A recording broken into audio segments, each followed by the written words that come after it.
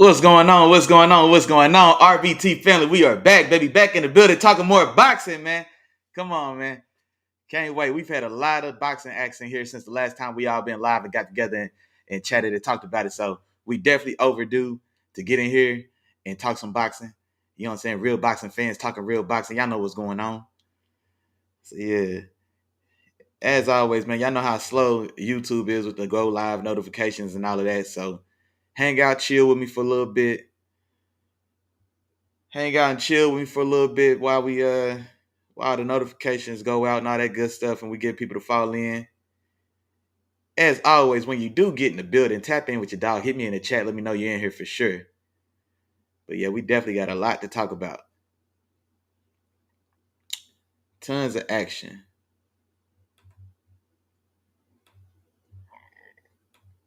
Tons and tons of action to talk about today.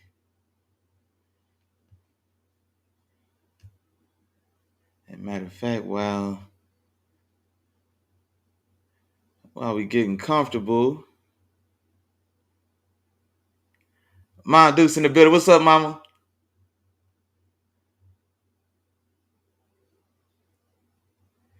Oh yeah, you already know what's going on.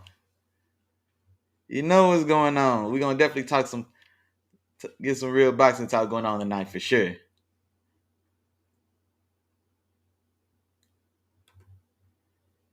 Just gotta hang out with me for a little bit. Let everybody get the notification. Let everybody tap on in, and then we'll get it going.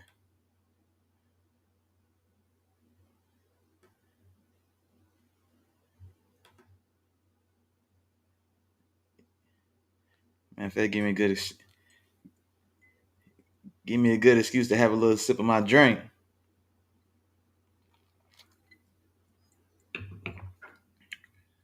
while I got a chance. And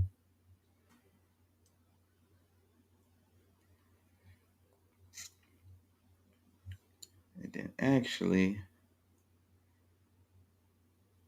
while waiting for everybody to get on in here, we go through a couple things.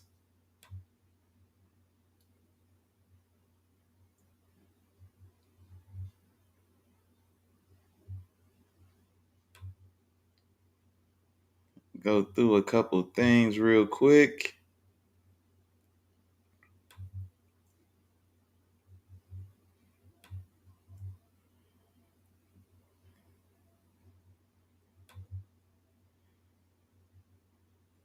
All right.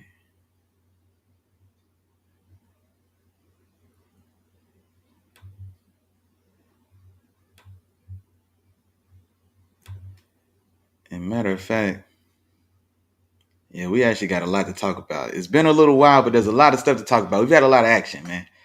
We've had a lot of action here recently, and especially a lot of action for some of the newer, younger stars in boxing for sure. So we got plenty to discuss. Most recently, of course, Boots Ennis coming off his victory just this past weekend. But yeah, a lot of names we know, a couple names that maybe some of us know, and then names that maybe not enough of us know that we should know for sure. But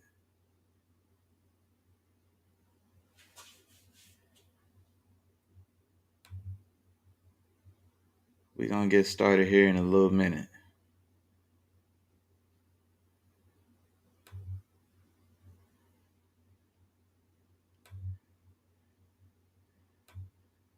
Oh, and you know what? While I got time,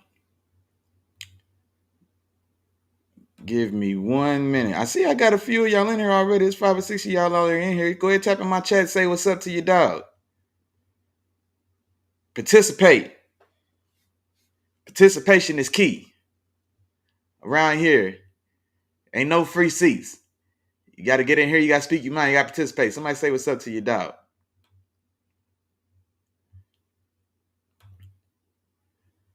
But one second here. I'm going to step away for a hot second, but I'll be right back. And in the meantime, between time, watch my intro again. Your boy worked hard at this intro, boy. I'm proud of it too. But I will be right back.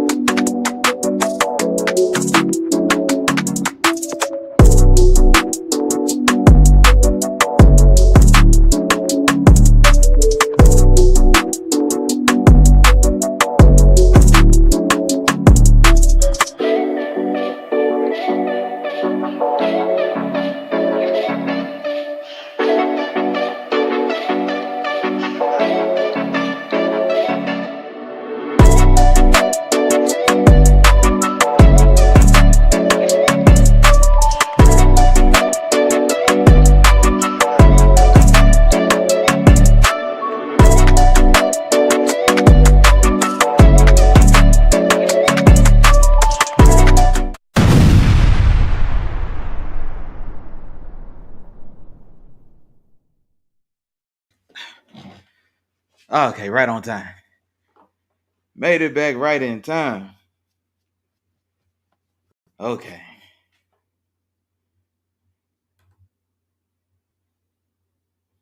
All right. Okay, well, bet. I'm gonna go ahead and start talking a little bit while some of y'all get in here.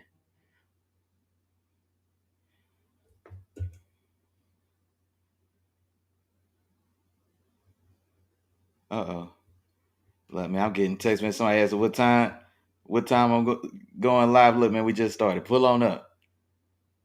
Just got started, man. Pull on up on me, man. Pull on up on me. Okay, but yeah, here we go. We're gonna go ahead and get it going. So now, as you can see by tonight's title, we had a lot of the young stars in action. Shakur Stevenson, Boots Ennis, and Bam Rodriguez. Um, I guess those are probably I would think, I feel safe to say those are the biggest names that we saw out of this young crop of stars that we just have seen here over these last. I think all these guys were spread out over the last, let's say, 3 weeks or so.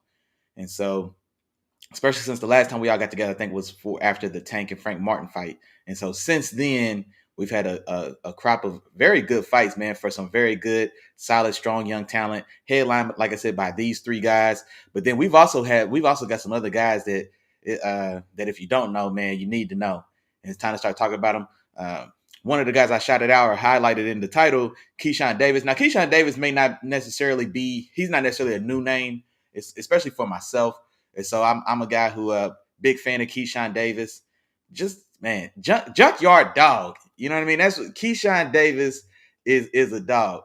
And and especially in this last fight, if you didn't know, this last fight's a good fight to see what Keyshawn Davis is about. He cannot be bullied. He cannot be intimidated. You know what I'm saying? Like this last fight against Moderno turned into a wrestling match. Dude picked him up, looked like he was going to suplex him legitimately. I mean, it was a very rough and ugly fight. And a lot of fighters in that type of circumstance just crumble. Like they just not ready to handle that type of energy. You know what I mean? Like it's so far out of the norm or just out of their element. A lot of guys I don't think would have been able to handle themselves the way Keyshawn Davis did in that fight. But see, that's right up Keyshawn Davis' alley. Keyshawn Davis is the bad guy in the alley. You don't go in there and intimidate Keyshawn Davis. And he put real hands and real paws on dude. And kudos to guy because he took a lot of hard shots in that fight. And it seemed like everything he did to try to rough up or throw Keyshawn off his game, Keyshawn just kept turning up on him and just got angrier and started beating his ass even more. And so Keyshawn Davis is definitely one of my favorites. And you know what? And then here's a fight that I wanted to see. When Frank Martin was originally slated or in talks to fight Shakur Stevenson. At the time, um, and I didn't even necessarily think that was a great fight at the time for Frank Martin, because I still and I guess as a well, I don't want to disrespect it, because he had a decent showing for 5 rounds or so against Tank, but I still thought that was too great a talent jump for Frank Martin. I wanted Frank Martin and Keyshawn Davis at that time. So when the Frank Martin and Shakur fights was in talk, I was like, man, I'd rather see him against Keyshawn Davis. I think those are guys that are more closely aligned as far as where they are in their careers. You know what I'm saying? And so, but then the Shakur fight ends up falling through anyway, and then he ends up getting a payday fight with Tank Davis, and we already know how they came out. But now Keyshawn Davis is definitely a guy that I enjoy watching, and I love the camp he's in. He's under the tutelage of Bo Mack, which is Bud Crawford's trainer. And so, man, that's him being under kind of the wing of Bud Crawford is perfect, because that's the type of style and demeanor that Bud Crawford fights with as well. Like, you're not gonna bully Bud. Bud is the guy Bud is the bully. Anywhere he goes, he's the biggest bully in the ring for sure. You're not gonna bully, you're not gonna intimidate him. If you're gonna be mean, he's meaner. You want to be nasty, he's nastier. You know what I mean? So, and Keyshawn Davis is right in that he's right off an apple right off of that tree, and so that's a perfect spot for him. And so, man, I can't wait to see what's in store for him, man. Especially coming off this last one, for sure, for sure. Oh man, hold on, man. No, my dog ain't finally pulled up on him. Shout out to my dog, man. Terrible time in the building. What's going on, big dog? What's up, man? Yeah, man. We talking some boxing, man. We talking some boxing. Matter of fact, I hope you got your boxing shoes on, man. I hope you've been watching. I know you've been watching some of these fights. You better start watching all these fights. It was some good ones, bro. I don't know if you seen that Keyshawn Davis fight, but man, it was damn near WrestleMania, boy. WWE. The referee almost got knocked out. Dude he was fighting was crazy, or was really wilding, bro. Like, he literally picked up Keyshawn and was holding him like he's finna suplex him, like he was walking around. You know what I'm saying? Like, he was looking like he's finna drop him off somewhere. Then, like, yeah, after the bell, the referee's trying to break him up. He tried to swing and stole the referee. Yeah, it was wild. Little sister in the building, what's going on? Yeah, we back in this thing. What's up? What's up? What's up?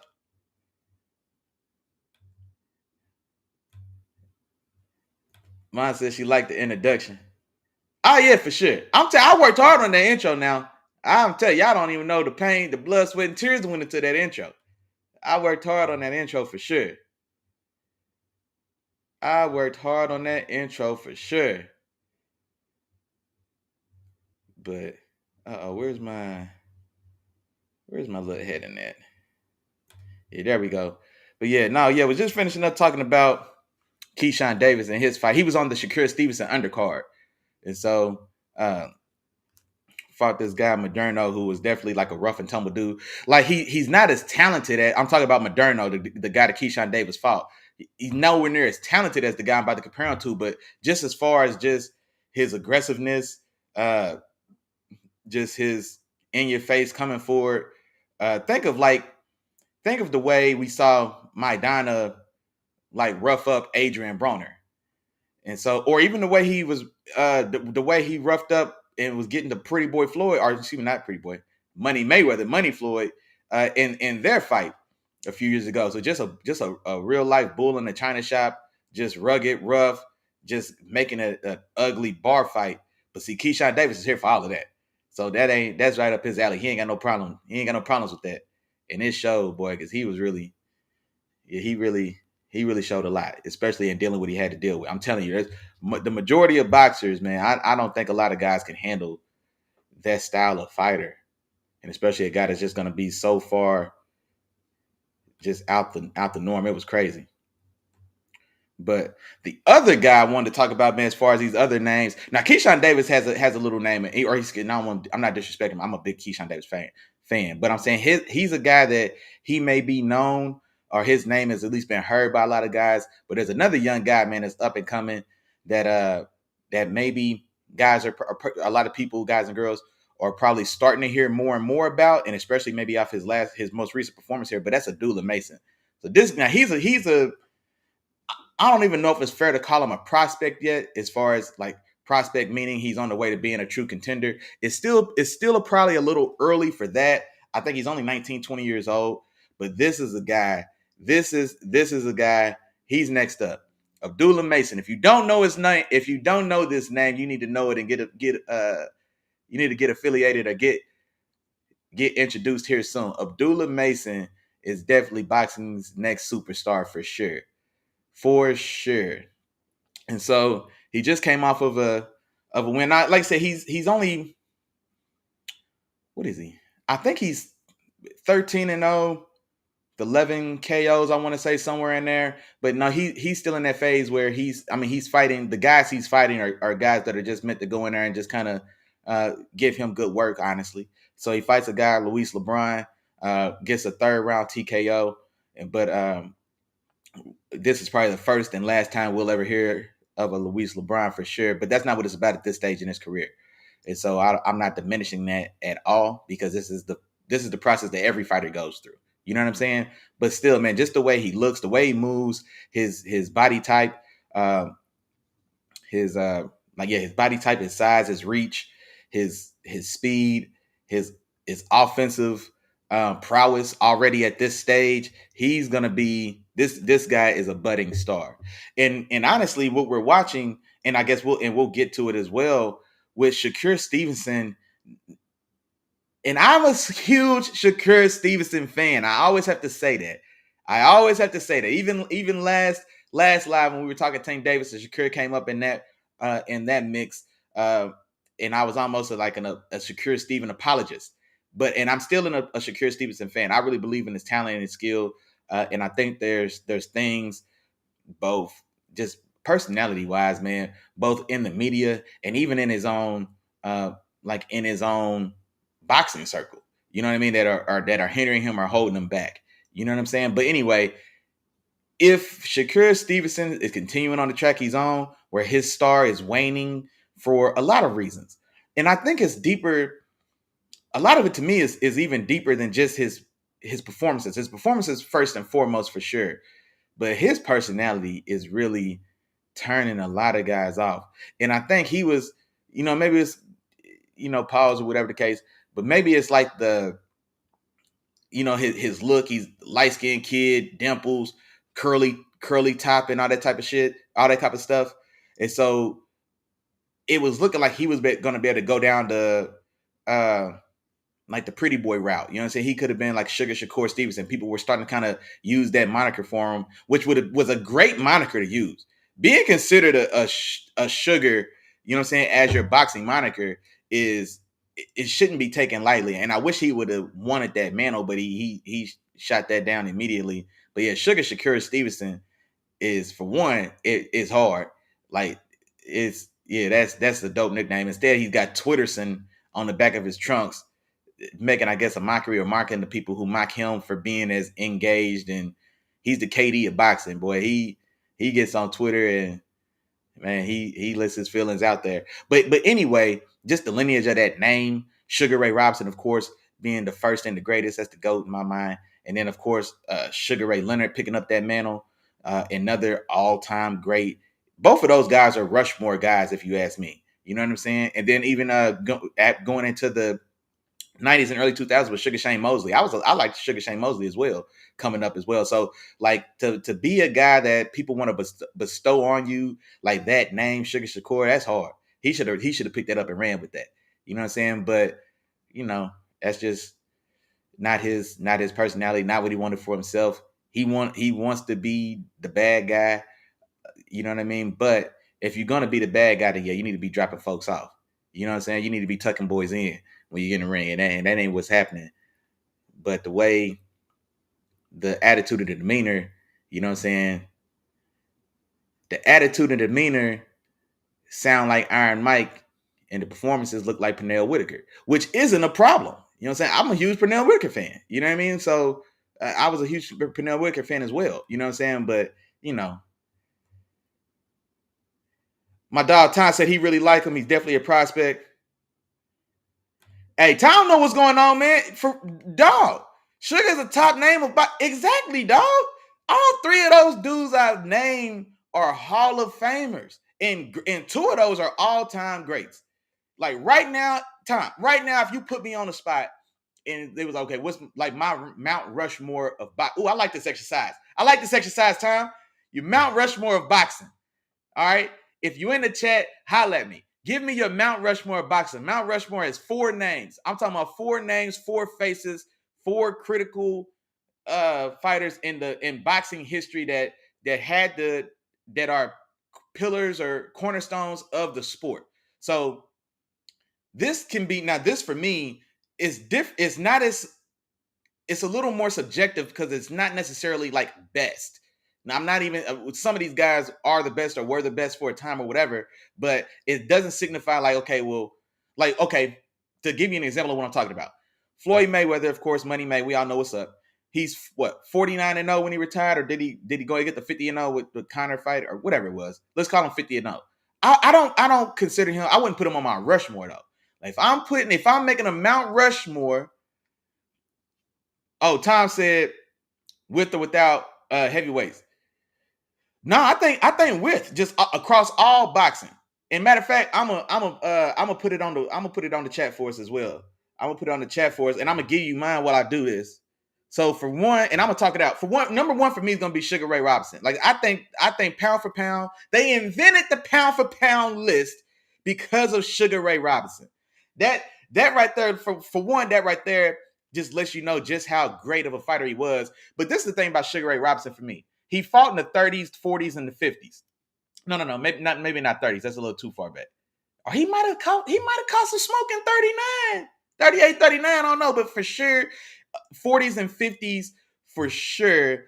And this is a guy so far ahead of his time that he had the athleticism for one, the style, the swagger, the charisma of guys much like he's the inspiration behind the way we saw Muhammad Ali carry himself. He's the inspiration behind the way we saw Sugar Ray Leonard carry himself.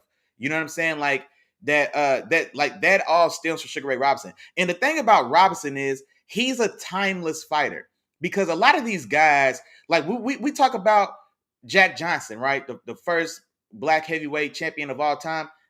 Jack Johnson, I ain't gonna lie, respectfully, homeboy, and I appreciate what you went through and what you did, how they tried to get you out of there, dealing in racist Reconstruction America. Bro, man, they invented the Mann Act to stop you from sleeping with white women.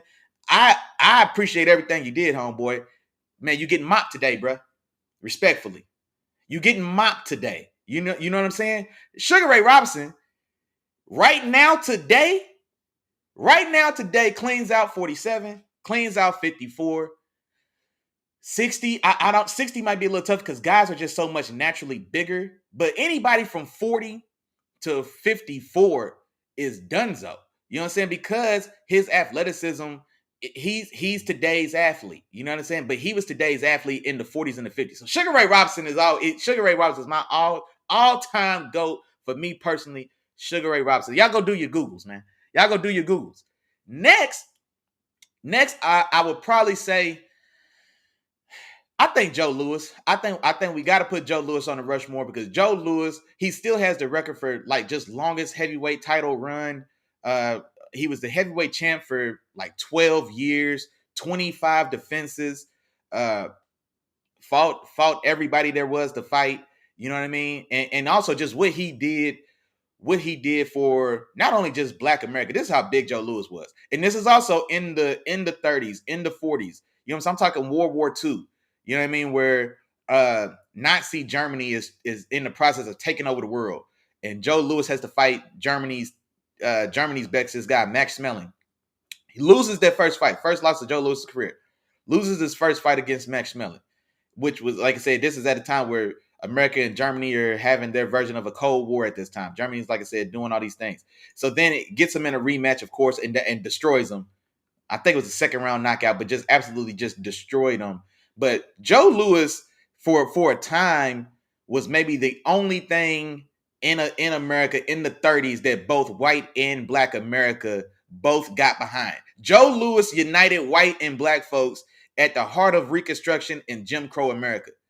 Joe Louis. That's what Joe Louis did for the country and boxing. And then, of course, gets drafted into the Army, gets screwed by the government, fought 200 200 fights, amateur or 200 exhibition bouts or something like that, something crazy like that while he was in the Army, donated every single purse to the Army, didn't make 200 free fights as the heavyweight champion of the world in the prime of his career, mind you, right? 200 exhibitions, gave all the money to the government. You know what they did?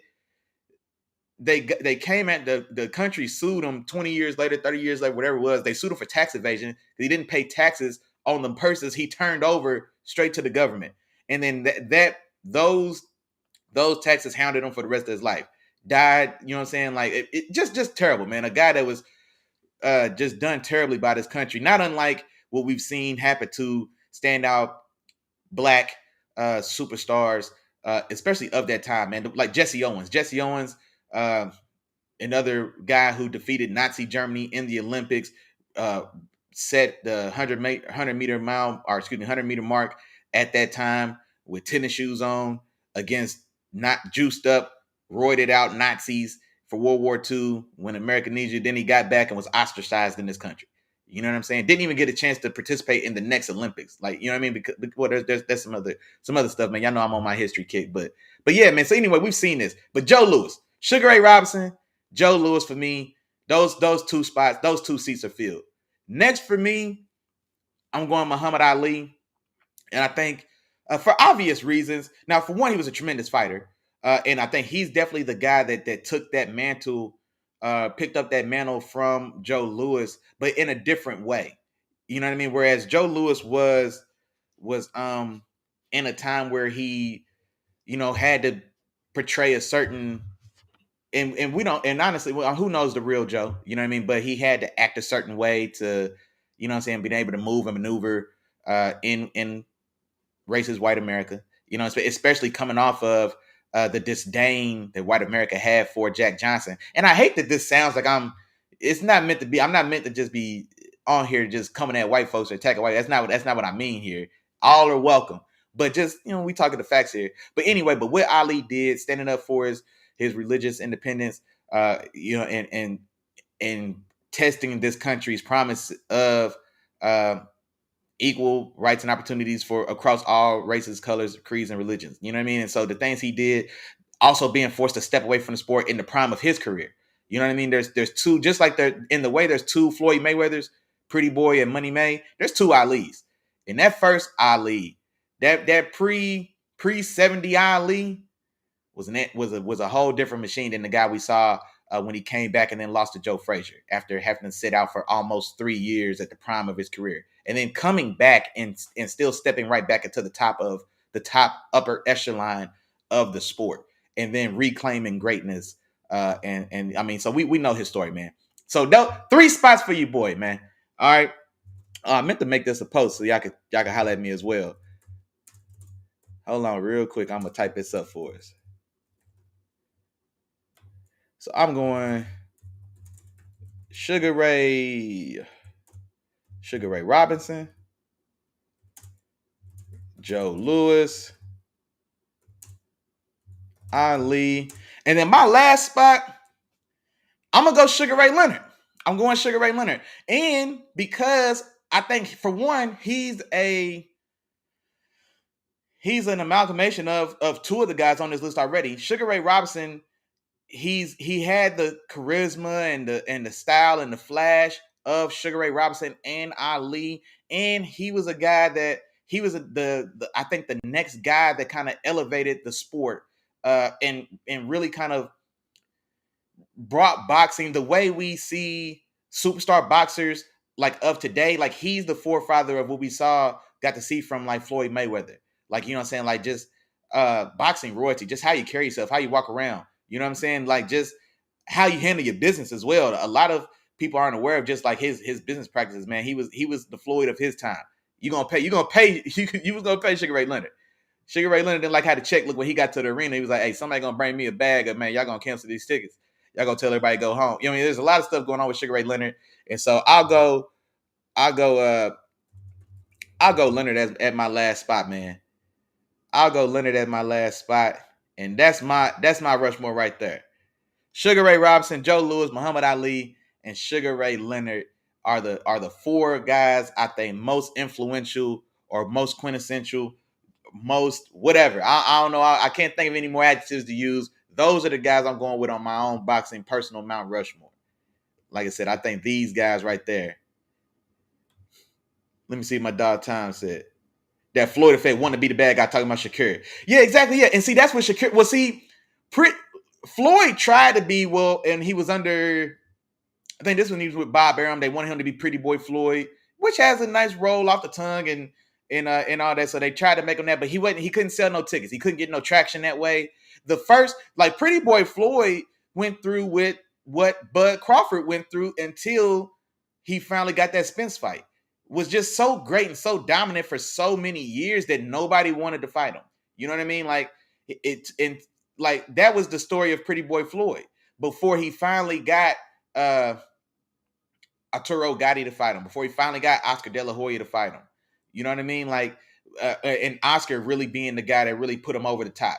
You know what I mean? And I think it was the Oscar fight that was the introduction of Money May, or after the Oscar De La Hoya fight, if I remember right. But yeah, the Pretty Boy he wasn't getting no traction there. And so, yeah, for sure. Oh, Drake, what's up, man? My dog K-Rock in the building. K-Rock in the building. He said, guess who's back, man? Oh, yeah. So, we was just getting started, man. I was talking about Keyshawn Davis, his fight he just had, man. I really like Keyshawn Davis. That boy's a junkyard dog, man. And so I really like Keyshawn Davis. I was about to talk a little bit about Abdullah Mason. I was telling people, man, if y'all don't know his name, you need to know his name, because he's the next guy up. And the reason that led me into a little bit of Shakur Stevenson talk, because I think Shakur's star is waning. He's turning people off, both with his personality and his performances aren't, like, I guess, living up to the expectations that he's kind of put on himself, in a sense. And then also, from the pressure that Tank Davis is putting on everyone around his class and around his age group or demographic. So Tank's performances are putting a lot of pressure on guys to kind of live up to it. And honestly, I mean, I think he's damaging himself professionally, or just his standing and the way he's going, man. If he's going to slowly kind of fizzle out of being considered like a tier 1 draw, well, he's not a tier 1 draw, but he's a guy that we were wanting to see ascend to the level of being a tier 1 draw, a guy where you hear his name, he's fighting, you got to turn it on, you got to show up. And so he's not necessarily been able to capitalize and get to that level yet. And so there's a young guy. Now, this is still very early, but I'm just saying there's a young guy, Abdullah Mason, who looks like the next superstar in boxing. He's gonna be super nice, or he's super nice right now, but with continued development, he's gonna give us what we want to see from Shakur, because he's more, for one, he's just way more offensive. Dre said no Floyd. Nah, man. I mean, no Floyd on my Rushmore. Because like when I see Floyd, and so Floyd's an all-time great, but I wouldn't put him. I can't put him over these 4 guys, man. Sugar Ray Robinson, Joe Louis, Muhammad Ali, and Sugar Ray Leonard. Because for one, I think Floyd, like, okay, if Sugar Ray Leonard got to borrow and steal from, and well, not steal, but he got to borrow and learn and take and improve upon the things that we saw with Sugar Ray Robinson and then Muhammad Ali. Well, Floyd got to borrow from all 3 of them. So he got the borrow from Sugar Ray Robinson, he got the borrow from Sugar Ray Leonard, and he got the borrow from Ali as well, as far as like charisma, showmanship. You know what I'm saying? Style, talent, swag. You know what I mean? So he's on these guys' shoulders. So you know what I'm saying? In my mind, if I'm talking Rushmore, like this is where I go. But boxing is a sport as well, man. We know like boxing's been around for 200 years.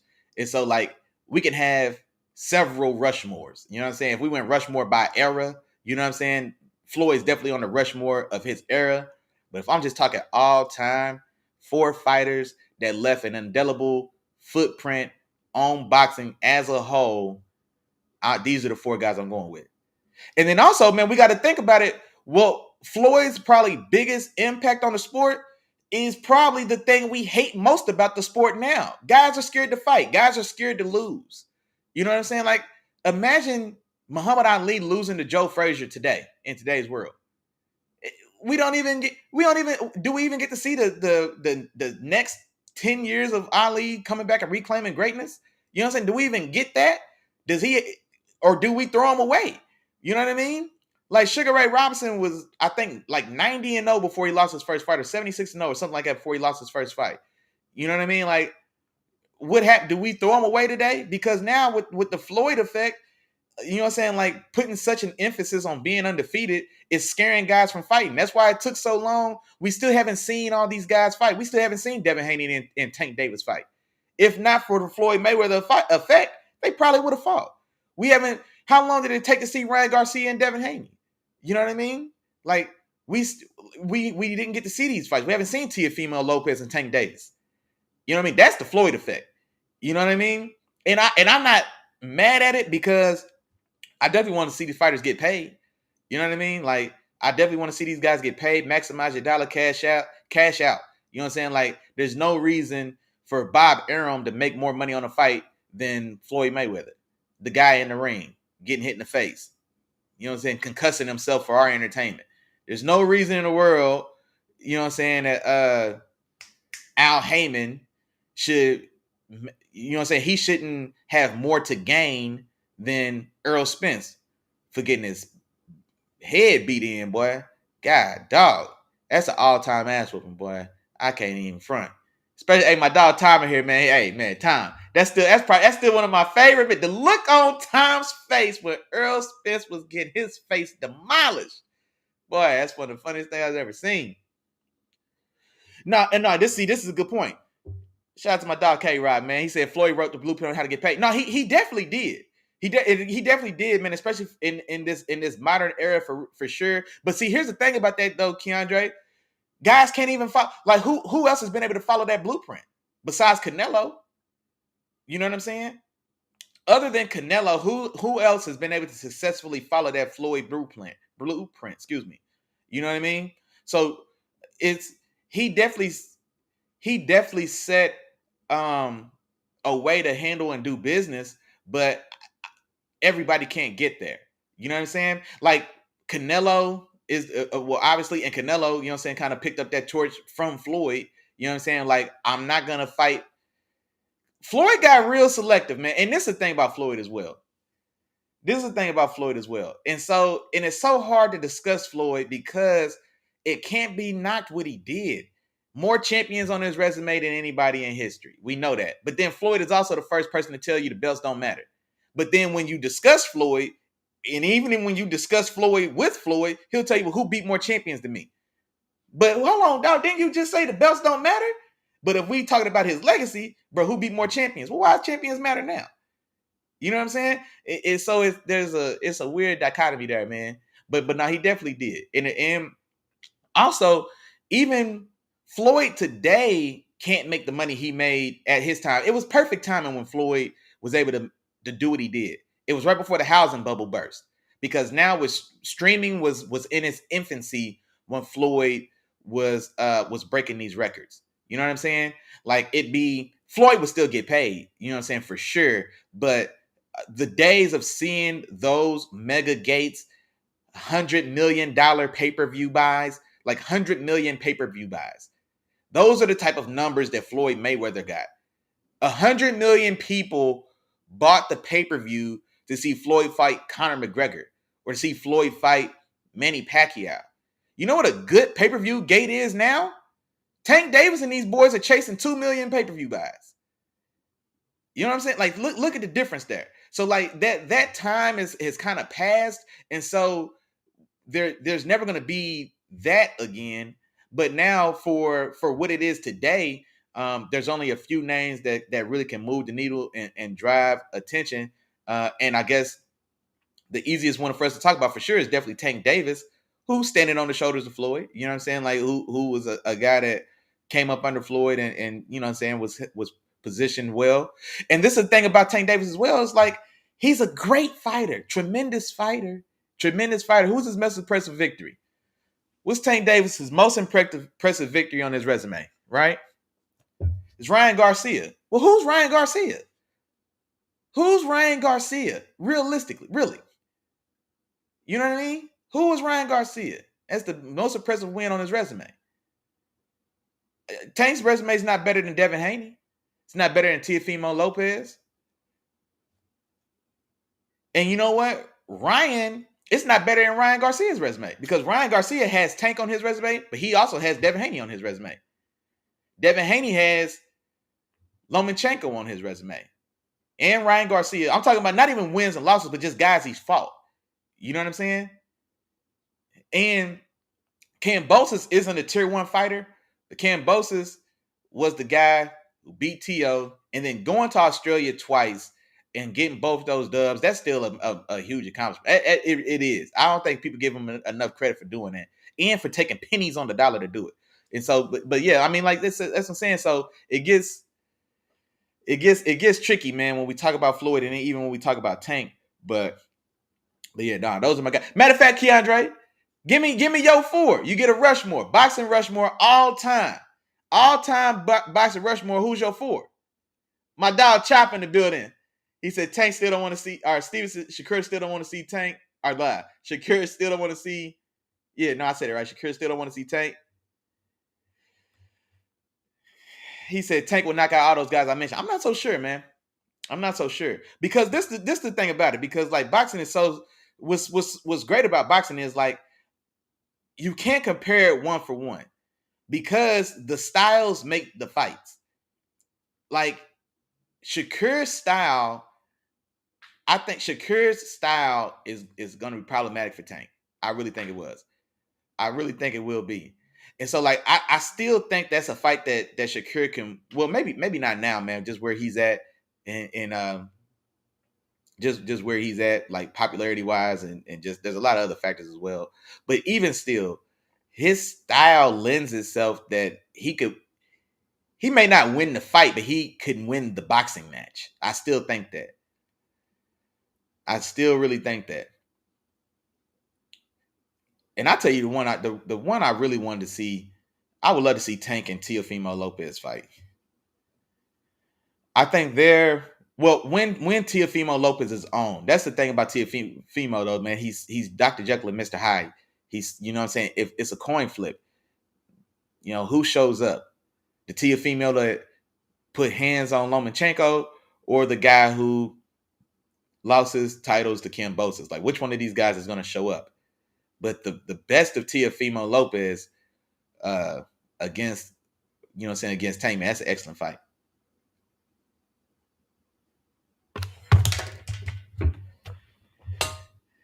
Dre said for the top 8 gate fight. He said gate. He means gate fights since it been Floyd's name. No, for sure. That's what I'm saying. But like it. But that time it was perfect timing. That's what I'm saying. It was perfect timing. But that time is gone. He couldn't do those numbers today. Those same fights. We juxtapose those fights from the early 2010s to right now. You can cut all those gates in half. Or no, maybe not the gates. The live gates are still going to do very well, but the pay-per-views aren't going to do that. Because like I said, streaming was in its infancy then. You know what I'm saying? Like we could probably cut those pay-per-view buys by, and I kid you not, I think it'd be safe to cut those pay-per-view buys by at least 40% because of just the abundance of streaming that happens now. So like those fights aren't those fights today, or like those records, those numbers. You know what I'm saying? So I mean, and that's what I'm saying. Like how things happen with time, just the way things go now. Like those fights don't do the same numbers today. Like they just don't. And then here's another thing as well that we forget, man. Here's another thing that we forget. Floyd, and this is what's crazy about, because when I really stood and think about what people are saying about Shakur Stevenson, about the fights being boring. What were we saying about Floyd's fights, man? What were we saying about Money Mayweather's fights? Those weren't exciting fights. Man, Pacquiao Floyd wasn't exciting. For one thing, it was 8 years too late. I was in high school when they first started talking about that fight. I was like a sophomore in high school when they were first talking about Floyd Mayweather and Manny Pacquiao fighting. This is 2004.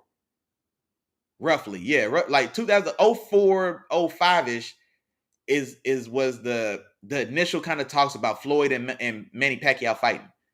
They didn't fight to what, 2016? Both of them were closer to 40 than they were to 30. And it wasn't an entertaining fight. It wasn't a great fight.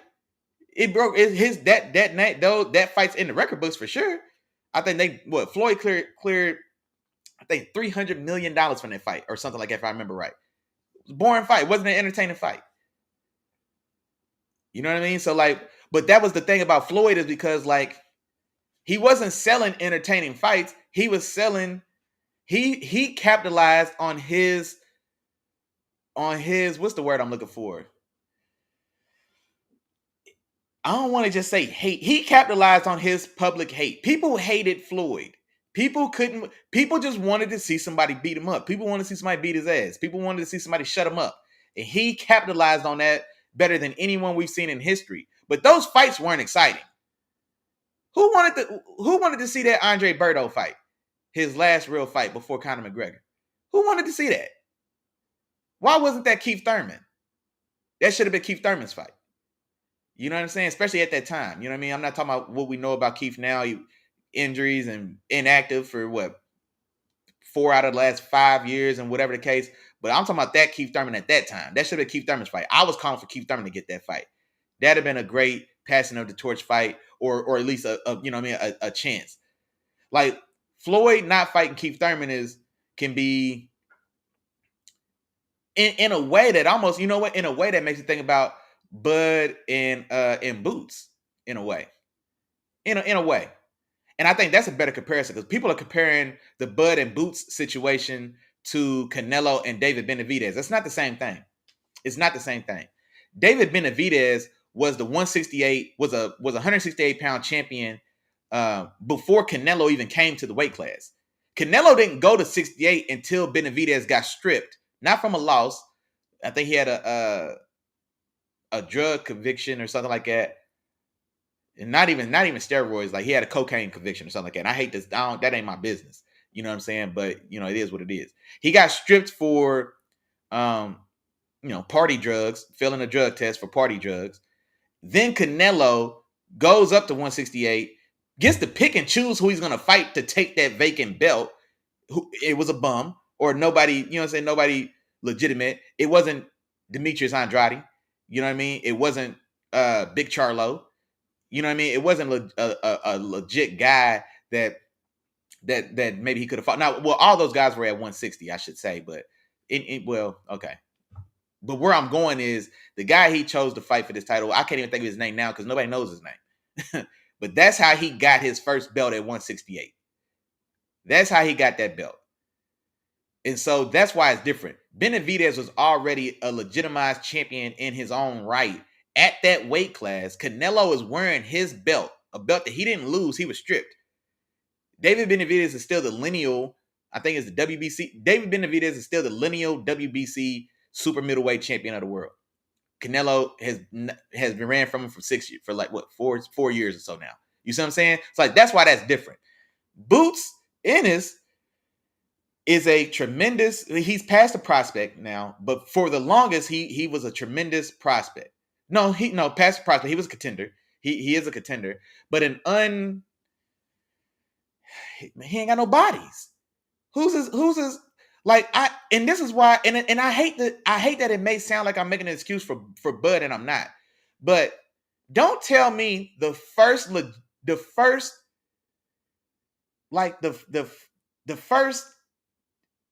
tier one or the first true test of an opponent is gonna be the guy at the top of the mountain.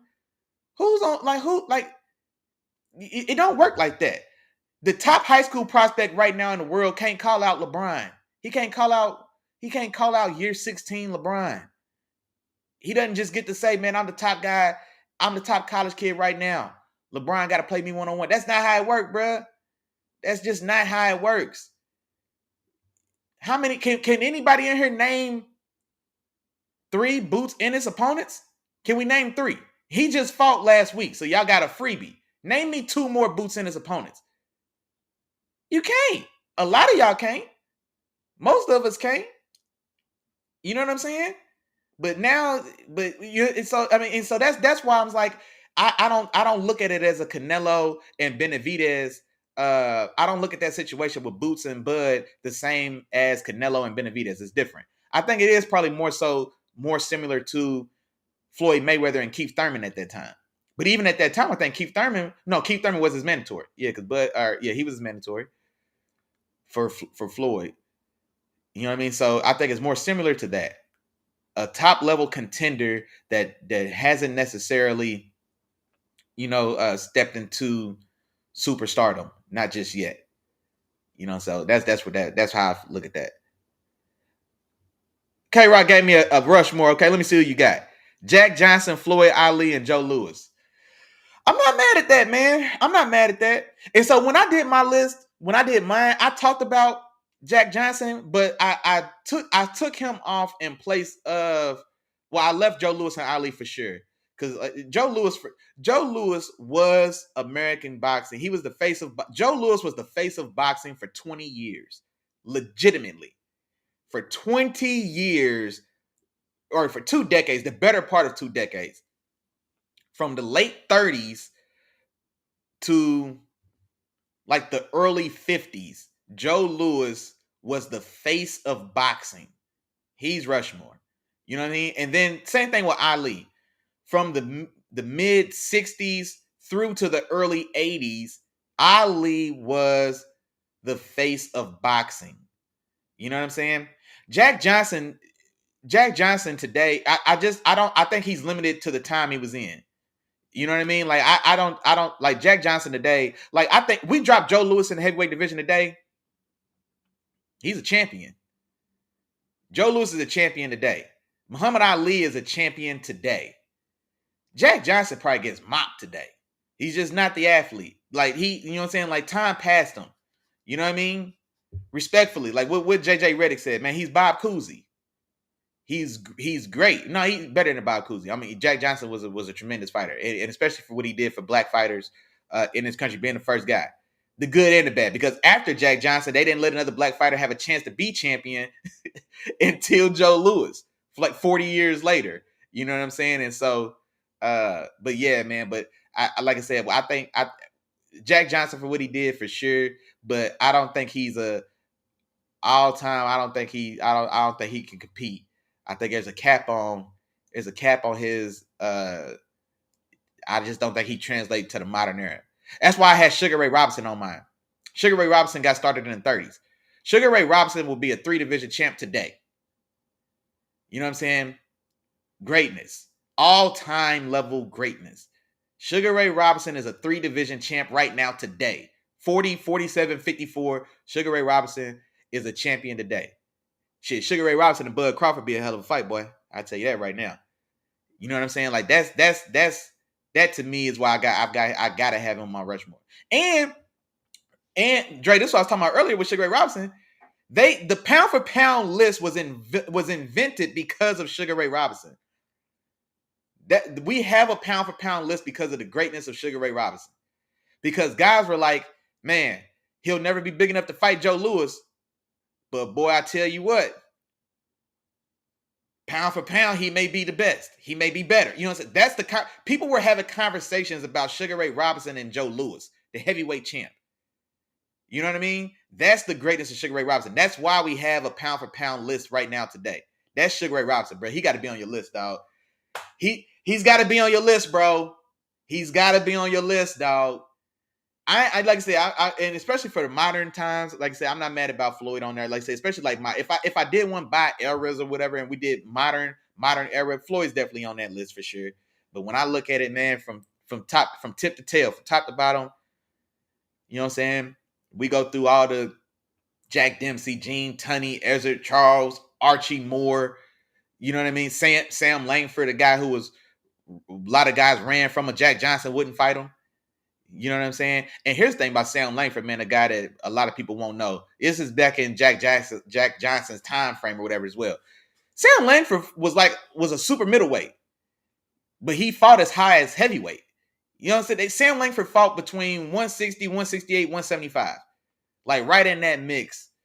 And heavyweights were scared to fight him. And he fought some heavyweights. He fought, you know what I'm saying? He fought some heavyweights as well, but guys wouldn't fight him. And so like there's guys, but I don't know how they fared. I just like I say, I think just time, athleticism, just the further we get in history, man, the specimens change. You know what I mean? Like It just had like just time passes some of these guys by. Time ain't passed Sugar Ray Robinson by yet. Not at all. Time has not passed Muhammad Ali by. A 6'3", 210-pound Ali, still with the speed and movement of a middleweight. Today, we just seen what Usyk did to Tyson Fury. Now, Tyson Fury's older. He's been battered, man. He's not the same Tyson Fury he was, let's say, 5 years ago before the Wilder trilogy. But even still, look what Usyk has been able to do in the heavyweight division. Man, you know what Muhammad Ali would do to Deontay Wilder, to Tyson Fury, to Anthony Joshua? Boy, y'all crazy as hell. Crazy as hell. You know what I'm saying? What Ali would have did to, man, Ali still, he's a champion today. I think Joe Louis is a champion today. I really do. I really do. Okay, yeah, there we go, man. Hey, there we go. There we go, Dre. Hey, yeah, there we go. You got it. Yeah, you got to put Robinson in there, dog. Yeah, there you go. Hey, I appreciate you, bro. You got to put Robinson in there, man. You got to. You got to. My dog Chop got one for me. Tyson, Leonard, Ali, and Floyd. See, Tyson. See, Tyson's another one of those guys in his era, but he's great. Tyson was the guy. So before Tyson was the first pay-per-view star. Tyson was the first pay-per-view star because see, when in the 80s, when Leonard, Hearns, Hagler, and Duran, when those guys were fighting, pay-per-view wasn't even a thing. Like, I think Hagler and Hearns, was it either Hagler or Hearns, or Hagler and Hearns fought on like a Thursday night on like NBC or something crazy like that. You know what I'm saying? Like, or maybe no, pay-per-view was in its infancy, or maybe it was just getting going, that type of thing. But it wasn't like Tyson is the guy who was the first major pay-per-view star. So Tyson definitely did that. And he definitely, man, especially that late 80s, early 90s Tyson was an animal, man, that we hadn't seen in a long time. You know what I mean? We hadn't seen that type of intimidation since Sonny Liston. You know what I'm saying, man? Y'all go do your Googles, man. Sonny Liston was an animal. You know what I mean? Like, we hadn't seen that type of guys didn't like fighters couldn't look in the face of Mike Tyson. You couldn't look at him. That hadn't been seen since Sonny Liston. You know what I mean? That's what Tyson did. So he definitely has a place, but his all-time impact, I don't know how far I can go with that. And the thing about Tyson, man, that always is, it's always that what if factor, man. What if he didn't get caught up? What if he didn't catch that case? What if he went there wilding like he was? You know what I'm saying? What if he fights Holyfield in 93 like he was supposed to, instead of, 96 after he goes to prison? You know what I'm saying? What if he wasn't getting high with Bobby Brown until 4 a.m. or 6 a.m. the night before he fought Buster Douglas? Mike Tyson was in a hotel room probably did a quarter brick of cocaine with Bobby Brown and like 40 strippers until like 6 a.m. the day of the Buster Douglas fight. Bobby Brown's told the story. Bobby Brown told this story. I'm not making it up. Then he goes out there and loses his belt to Buster Douglas. You know what I'm saying? What if that's, you know what I'm saying? It's a lot of what ifs. You know what I mean? And so, his trajectory is just, his trajectory was changed, but still a great. He's still an all-time heavyweight, in my opinion. I think he's still I would still say Tyson's a top 10 heavyweight of all time. I think he's a top 10 heavyweight of all time, but I think he's closer to 10 than he is to 5. 10, 12. Top 10 to 12, realistically. You know what I'm saying? But, man, putting him on the all-time rush. I like Leonard. I like Ali. And then, another guy that's got Floyd on there. I mean, like I said, I'm not mad about it. I can't be mad about it. But we forget how boring a lot. There's a big chunk of those fights that sold a lot of money and nobody enjoyed watching in those Floyd fights. Like, we actually go back to the time when we watched them boring ass fights. It was a lot of boring fights, man. It was a lot of money for a lot of boring fights.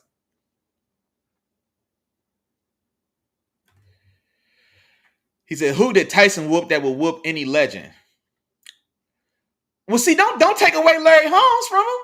Because that's an older Larry Holmes. But this thing about Larry Holmes as well, Larry Holmes is still a great fighter at that time. I mean, he was definitely, he was older. He's like 36, 37. You know what I'm saying? He wasn't the guy he was at 31, 32, to be sure, but he was still a top contender. He wasn't a slouch at all. You know what I'm saying? Larry Holmes was still a top contender at that time. But okay, so if we take away Larry Holmes, I mean, you got a good point. I mean, Michael Spinks was was a light heavyweight, or no, he was a cruiserweight who came up to heavyweight and was the heavyweight lineal heavyweight champion. But I'm not taking cruiserweight Michael Spinks over, the guys that I would put in my top 10 as far as heavyweights. Razor Ruddock, a guy who never actually won a championship, but was a top contender at the time. They had two memorable fights. One of them, Tyson won by stoppage. Some people argue maybe it was premature, maybe it wasn't. But, then in the second one, he won more decisively. But, Razor Ruddock, I mean, maybe he gives people trouble. But like I said, I mean, it's just hard to say we're going to put him over anybody we would consider a top 10 heavyweight. So that's a fair point. And then that's where I go with that, K-Rock. That's where I go with that, Keandre, because he lost to the guys at the top. He lost to those guys. He lost to Lennox Lewis. He lost to Evander Holyfield. You know what I'm saying? Like he lost to his biggest contemporaries, the other greats. And I think both those guys are top 10 heavyweights of all time. And so, but here's the thing about it. Those guys were greats as well. He lost to great fighters. And so he didn't lose to bums. You know what I'm saying? He lost to great fighters. But, hold on, man. I think...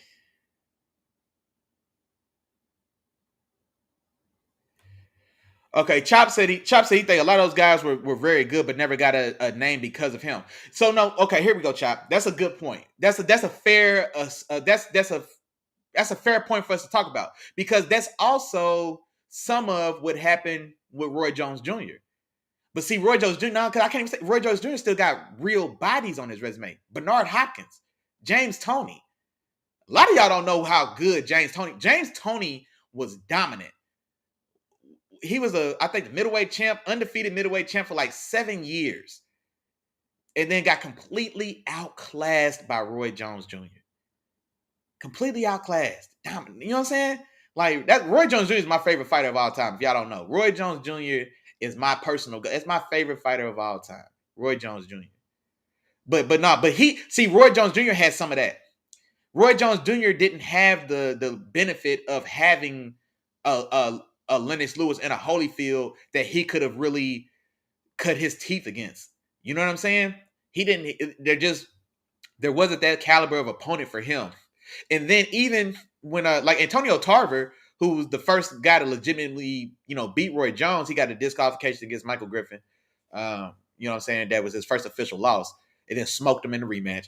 But then Antonio Tarver, being the first guy to actually defeated him. But see, even that was after Roy got a little older. Roy started rapping. Roy got more into the scene. He went up to heavyweight. He came back down. I mean, it wasn't, in my opinion, for my money, it wasn't premium prime Roy Jones. Now, it doesn't take anything for Tarver.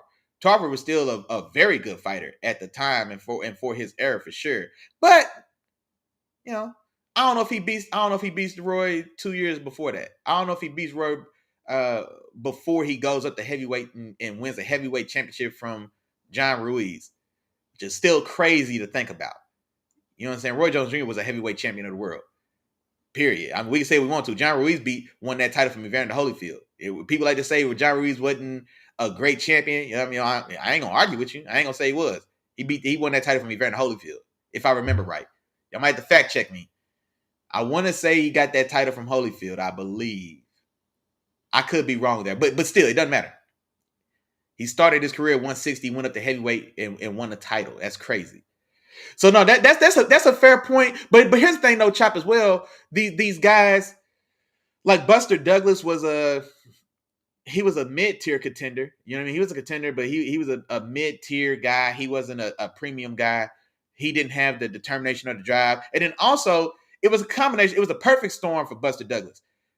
Mike Tyson was drunk and high as hell, had been up since 6 a.m. with Bobby Brown. And Buster Douglas, unfortunately, sadly for him, his mother had just passed away the day or two before that fight. And so it was had otherworldly motivation and just, you know what I'm saying? It was just the perfect storm. And so when that happened, but even still, man, I mean, he doesn't have any, like, what's his most quality win? Old Larry Holmes. I think old Larry Holmes is still the best guy on his resume as far as a win goes. Keandre said, "Yeah, lights out, man. He just couldn't stop eating." No, yeah, he definitely, boy, yeah, he got heavy, boy. But he still had them hands, boy. He still had them hands, boy. I'm telling you, with the butterball sandwich and everything, boy, was still putting boys to sleep. Let me check. Oh man, I'm tripping. I should have had the chat up for everybody. My fault, y'all. I meant to put the chat up. And then hold on, let me take that the logo out the way. Uh-oh. But yeah, I'm gonna get caught up on this chat real quick. Yeah, my fault. I meant to put that up there.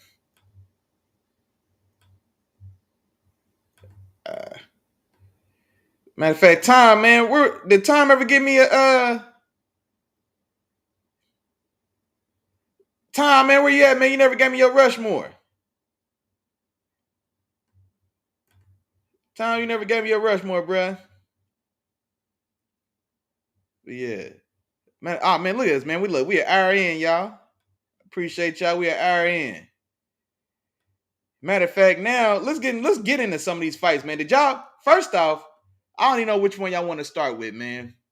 I don't even know which one y'all want to start with. Let's start with the most recent one, man. Did y'all watch the Boots fight? Y'all let me know, man. Did y'all watch the Boots fight? What's up? If you watched it, what'd you think about it? What'd you think about his performance? I'll give you my thoughts on this Boots fight. So, Boots, of course, got elevated to champion. The IBF stripped Bud Crawford. IBF stripped Bud Crawford elevated Boots to champion. So he's a champion in full. You know what I mean? But he hadn't got a chance to fight as champion. He was supposed to fight Cody Crowley. Cody Crowley had to back out. I think they say he's got like an issue with his eye or something like that. He didn't pass his physical. Something like that. It wasn't going to matter anyway. He was going to get washed. And then they were looking for a replacement, so he finds David Evanesian. Now, this wasn't happenstance. He wanted David Evanesian because that's a like opponent with Bud Crawford. So Bud fought David Evanesian. That was the fight before the Errol Spence fight. And so Boots wanted to fight a guy he fought, and he wanted to outdo Bud's performance. And so he went in there definitely looking for the knockout from the opening bell. And then he ends up getting a stoppage. He knocks him down in the 5th round. That was Evanesian was on his way to winning that 5th round for the first 2 minutes. That was his best round of the night. If he could have maintained that round, he probably would have won that round, at least on my card. But then he gets caught in an exchange, can't punch with a puncher. Can't hook with a hooker, can't punch with a puncher. He throws a right. He throws one, catches Boots, but Boots throws his and puts him down. Boom, bang, bang. Just like that, drops him. And then, of course, he makes it. He survives the rest of the round, gets to the corner, and then his corner calls the fight at the end of the 5th. So, end of the 5th or beginning of the 6th, however you want to call it, is a TKO victory, retired in the corner. And so now, by comparison, Bud also defeated Evanesian, but Bud knocked him out cold. If I don't know, y'all probably didn't watch it. I don't know if all y'all watched that fight, or you can go look at the highlights. Bud knocked him out cold in the 6th round. Put one on his chin. The boys fell straight back and laid in the ring for about 90 seconds before they woke him up. All right, okay, maybe that's too long. He was unconscious for about 20 seconds. He was knocked out cold in the 6th round. And so, and now here's the thing as well. if we're gonna just compare apples to apples, because that's the Boots wanted this comparison, so I don't feel bad about giving it. Boots wanted this comparison. I'm more impressed with Bud's performance because, for one, David Evanesian stepped in as a fill-in opponent at last minute. He had like 3 weeks to prepare for this fight for Boots, or maybe 4 weeks. It was just shy of a month, so he had roughly 4 weeks to get ready for this fight versus Boots. It goes about the same distance, but it's on short notice versus a full camp against Bud Crawford, in which he gets knocked out cold. And then there's been a lot of talk, man, about Boots getting touched up in this fight.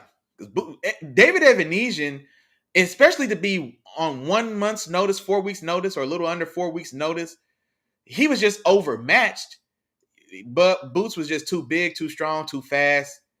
You know what I mean? But David Evanesian got a lot of work done, especially on the inside. You know what I'm saying? If he was a more talented fighter, dare I say, Bud Crawford, you know what I'm saying? That's what we're talking about here. You know what I'm saying? Like, yeah, man. I don't think that night. I don't think that the fight go. I don't think that fight ends the way that Boots is going to want it to end, man. And it's not just this fight. People have been talking about like Boots getting hit too much. He definitely got hit too much in this fight. And I don't care. The people make the excuses. Oh, he wasn't worried about. Man, look here.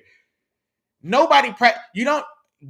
Taking punishment is never part of the game plan. I don't give a damn what nobody says. I hate when people say that. That's the dumbest thing I've ever heard. He was letting him get clean shots on his face and because he knew he was gonna knock him out. Yeah, no, that sounds good.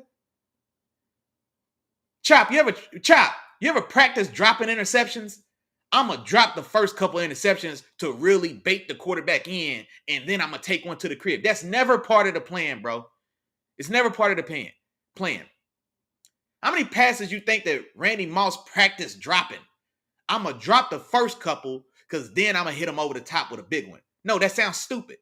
I don't want to hear about a boxer's plan being, yeah, I'm going to let him put some clean leather on my face so that I can knock him out. No, bullshit. No, that's stupid. That sounds stupid. I hate that I hear people say that. That's never a part of the plan. And here's the thing about it. Because I like Boots. I saw Boots live. I was live in Vegas when Boots fought Thomas DeLorme. Or no. Was that DeLorme? I've seen Boots live. You know what I'm saying? I was in Vegas and seen Boots live. And so Boots gets touched. Boots' chin gets touched, man. But ergo, there again, this is what I get back to. He's so much bigger. He's so much better. He's so much faster. He's so much more powerful and just stronger than the guys he's facing that he's able to do these things. He's able to go ahead and take a solid, clean shot from a guy because he doesn't have to worry about it. It's the same thing. Some of the same stuff that people were saying about Tank and Frank to a certain extent. You know what I'm saying? Because Frank did some good work in that fight. He was clearly overmatched, but he did some good work in that fight. But so I don't want to hear about Boots letting this guy, you know what I'm saying, put clean leather on his face. And I'll tell you another reason why I know it wasn't part of the damn game plan. His daddy is on the microphone, on the camera, saying like, hey man, you out here getting hit with silly shit. What you doing? That's a quote. That's what his daddy told him in the corner. Like, hey bro, what you doing? You getting hit with silly shit. Why is he hitting you clean in the face repeatedly? He just didn't have no pop of power. He couldn't fool with you. He was overmatched. You know what I mean? But still, hell no, man. Hell no. That's never part of the plan. And so that's my opinion. Let me see here. My dog Chop said he got a take on the Boots fight. He wanted to step it up a bit more, wasn't active enough, but I think will wear him down. Well, I think he was active. He was letting his hands go, but he was letting his hands go at the expense of taking clean shots to the face. Pause. That might sound weird. Y'all be on me. You know what I mean? So I pause. But yeah, just like he definitely let his hands go. I don't think that was a problem. But no, I think Bud stops him, man. And I've been thinking this, but this fight for me, people are using this Evanesian fight to say that Boots is ready for Bud. No, for me, this solidifies that he's not. And I hate, it's so cliche to say it now, but when people say there's levels, this is a prime example of what that entails. Boots is a tremendous fighter. He is. Bud is just a different level fighter. Because Bud, for one, they do have some similarities in their style. They both can switch hit left and right, orthodox and southpaw stance. They both are physical on the inside. Bud is just a very stout physical guy. If you didn't know, when you see him give Earl Spence a little chicken wing and Earl Spence fly back about 4 feet in the ring, you know how stout and just strong he is just on the inside. Boots Ennis is also that way, and he really was able to bully Evanesian in that way, in that infighting. He doesn't do that with Boots. And those clean shots that Evanesian put on Boots on the inside, but you don't think Bud catches him with them same shots? You don't think Bud puts him down with those same shots? Boy, you crazy as hell. And you don't think Bud is slick enough to miss some of those inside shots that he was catching Evanesian with? Boy, you crazy as hell. I think Bud stops Boots, man. And I've been saying it for a while. I think Bud stops Boots in the 10th round. If I had to bet on Bovada or my bookie or something like that, if I had to place a bet, I'd take Bud by stoppage in the 10th round if I had to be that specific. But I think Bud stops him. I really think he does.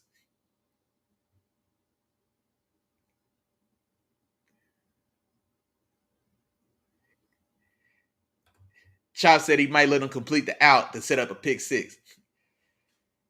I mean, well, if you in too soft, you sitting on that out anyway. So you ain't gonna let him get it. You gonna make it look like he gonna get it, but you hopping in, you going to the crib. If you in soft too, come on, Chop. You know damn well if you in soft too, you waiting on that out route. That's the route you want. That's the route you want. In soft two, you ain't gonna let them get that. You take you waiting on that route, because when they throw it, crib. You not gonna let them get that. Hell no. You taking it. You taking it. You taking the first pick six. You ain't gonna turn down the first pick six so you can get the next pick six. Hell no. You in soft two, you sitting on that. You waiting on that out route. You crazy. You know damn well you hopping everyone that come. You hopping everyone on their throat.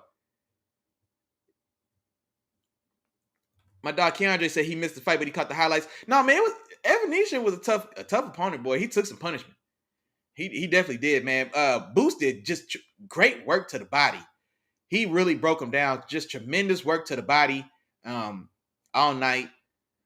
That's really where I think he did his most damage. And then as we got it, especially in those first, let's say the first 3-4 rounds, and then when we get into round 4 and 5, he goes to the head more, and then ends up, like I said, they were trading shots. Evanesian's having his best round in round 5, and then he has Boots against the ropes.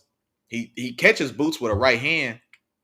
Yeah, he catches Boots with a right hand, but Boots throws his own return right hand, and they trade shots, but Evanesian goes down. So that was the first and only knockdown of the fight. That was right about the 1 minute mark left in that 5th round. And then he survives and makes it the rest of the round, but then the corner throws in the towel that 2nd round. Then I've heard talks that he may have had some broken ribs, may have had his jaw may have been broken. I think there's something that's came out since then that said I guess his jaw wasn't broken, but he was definitely, I mean, he was taking a beating. He was definitely taking a beating for sure. Yeah, I'm right. Yeah. I already know. Ain't no way you gonna turn down that first pick. Hell no. Especially, yeah. Especially. I know. I know. But yeah, tell me. I meant to put this up. Yeah, but no, that's my thoughts on the Bud Boots fight. I don't think he's there. And honestly, I don't think it's worth it to Bud. And that's why I know people say that people are making excuses for Bud to not fight Boots. Not at all. But it's not worth it for me to see Bud. Bud is already in rare air. He's 36. He's going to be 37 in September. So the fact that he's still fighting at the level he's fighting at is already tremendous in and of itself. I don't want to wait. Let's say realistically, if Bud has 3 fights, I don't need to see him waste one on Boots. Or not even waste one. It would be a very entertaining fight. It definitely would. I definitely think I think Bud stops him late. I think Bud stops him late. I really do. But I don't want to see that at the expense of him having a chance to fight Canelo. You know what I mean? Like, I don't want to see that at the expense of him having a chance to be undisputed at 154. Like, I don't need to see that fight that badly. You know what I'm saying? Like, I don't need to see it that badly. Bud is in no way, shape, or form running from Boots Ennis. I'll tell you that much right now. Who's the last guy that didn't get knocked out by Bud? Ask yourselves that. When's the last guy that made it 12 rounds with Bud? Bud been on like a KO streak that's like 8 years long right now. That nobody has seen. Nobody's finished a fight with Bud Crawford in like 8 years. You mean to tell me he's scared of Boots? He chased Errol Spence around. People thought Errol Spence was the boogeyman. You know what I'm saying? Had Errol Spence as the 47 boogeyman. Bud chased him for 3 years, and he's worried about Boots Ennis? Come on, dog. What are we saying? He's trying to fight Canelo. He's scared of Boots? No way. No way. No way at all, man. No way at all. Let me see. Hold on. What else do we have to talk about? Oh man, and you know what? Here's a question I have for everybody as well. So there's a lot of talk about what's the best fight in boxing, right? What's the best fight to be made in boxing? Is it Bud versus Boots? Is it Bud versus Canelo? Or is it Canelo versus Benavidez? In my mind, I think for a lot of people, I think these are like the 3 most desired fights that I think a lot of people feel this way. If I had to pick one of these fights, I take Bud versus Canelo. I really want to see that. I want to see Bud versus Canelo. Ooh. He said Canelo, here's a take for you. Canelo is the worst of the 3. You mean like he's the worst fighter that's the worst fight to make out of those 3 I just named? Or he's the hold on, what you mean by that? Like he's the worst fighter out of those 3, like out of Bud, Boots, and Canelo? You saying Canelo's the worst fighter? Or are you saying as far as the fights to make, is that the worst fight to make? Which way you going with that?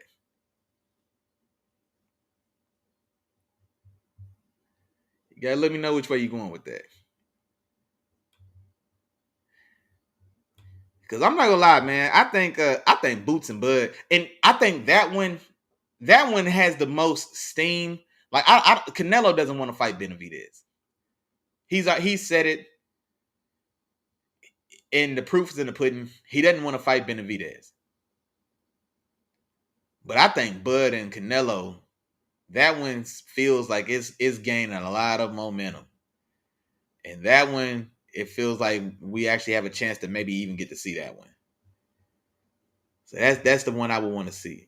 And also legacy wise, we said he would lose to Boots and Bud. Chop, you can't be posting stuff like this while we live, man. People gonna think you crazy. People gonna think you don't know what you're talking about. Boots Ennis is gonna beat Canelo. Boots Ennis is gonna beat Canelo. He can't beat Bud. I think if Boots Ennis fights Errol Spence, that may be a 50-50 fight. And here's the thing about this as well. And I'll tell you this. I've said this to Tom and my dog Reggie like maybe 2 years ago. Because when I think Boots and people are talking about Boots and Bud for a couple years now, and I never had Boots over Bud. I thought Boots could have beat Errol Spence because the style. Because there's things that he does that are reminiscent of Bud, which is one of the reasons why I've always liked Bud in that Errol Spence fight. Because I said the styles make the fights, and Boots he has some similarities in his game too, Bud. So like I think Boots, he had a better chance of beating Earl Spence than he did Boots. He's not gonna beat Canelo. Hell no, dog. The fight with Canelo very well could go. It could be similar to this fight with Evanesian in a way that Canelo is a tremendous infighter, but Canelo still has some of the best head movement in boxing. I've said that. Canelo, Tyson Fury, for sure. But Canelo and Tyson Fury probably has some of the best head movement in the sport of boxing. You know what I'm saying? And so, like, I think, man, Canelo makes a miss and makes him pay. Because those shots that Evanesian put on Boots while they're infighting, Canelo puts him down. Canelo stops Boots. Canelo stops Boots, bro. No. That's not, no. Canelo stops Boots for sure. And to tell you the truth, he stops him. If I'm taking Bud in 10 rounds over Boots, I'm taking Canelo in 8. He's way, I think, especially at this time. I mean, also we got to think about the weight class as well, because that fight would be at 68. Canelo's not going down for, you know what I'm saying? Like, the small guy goes up. It's not too often that the big guy comes down. You know what I mean? Like, we've seen it with Ryan Garcia and Tank Davis, but that's ergo again. Well, who was Ryan Garcia really? You know what I'm saying? But that's a different story. I'm not backtracking, but nah. Boots has the height and the build to eventually maybe carry 168 pounds, but he's not there yet. But even right now today, if we put 20 pounds on Boots and put him in a ring with Canelo, the fight doesn't go to the double digits. I don't think it gets past 8 rounds. Canelo stops Boots for sure. For sure. I just see, but Chop just really ain't fooling with Canelo, man. And I get it, because I hate what he's doing. That Floyd effect y'all's talking about. I'm gonna make money fighting. I'm gonna make money with fights that y'all don't want to see. I'm gonna make all this money with fights that y'all really don't want to see. A lot of fights that y'all don't want to see, and it's even worse than what Floyd did. Floyd fought a lot of guys after we wanted to see him fight them, but he still fought names that we like. He still fought Pacquiao. It was, like I said, it was 12 or 14 years later than it should have been, but he fought him. Okay. He fought De La Hoya. Now, that wasn't his fault. De La Hoya didn't want to fight him. That was a almost similar to a Boots and Bud type of situation. But now, see, Floyd was still more established than Boots. Like, that's what I'm saying. Like, it's still, I can't even give him that, because Floyd was an established, terrific, dominant champion level fighter at 30 and 35 and 40 by the time he fought De La Hoya. So Boots still don't even have those stripes yet. You know what I mean? For the public perception to be that Bud is avoiding them. He doesn't have them stripes yet.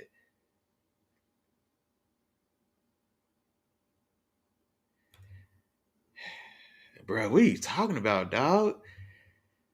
Nah, man. You got to go back and watch the fights, man. Go back and watch some of these Canelo fights. And I know he's been fighting a lot of bums. He got washed by Bivol. But Bivol's a terrific fighter. And he went up to 175 to do it. You know what I'm saying? But that's why the styles make the fights. You know what I mean? The styles make the fights. And that was just a terrible style matchup for Canelo. He couldn't find a way to deal with Bivol's reach and length. And Bivol is an excellent technical fighter. He doesn't get outside himself. He kept him at the end of that jab. He was very selective when he let his hands go in flurries. I mean, and just it was just an excellent technical fight from Bivol. And like, Canelo just couldn't do nothing with it. He couldn't do nothing with it. The style make the fights. But yeah, man, nah. Canelo deserves a lot of criticism, but nah, man, we can't go that hard. We can't go that bad. I don't know. Keandre said he wants to see Benavidez Canelo. See, I was that way as well. I really want to see it, but I just don't think that Canelo. I think Canelo's gonna fight Bud before he considers fighting Benavidez. I just don't think that fight's gonna happen. Canelo's had 6 years to fight Benavidez. And instead, he's fighting John Ryder. He's trying to fight Chris Eubanks Jr. now. What are we doing, man? Like it's sickening.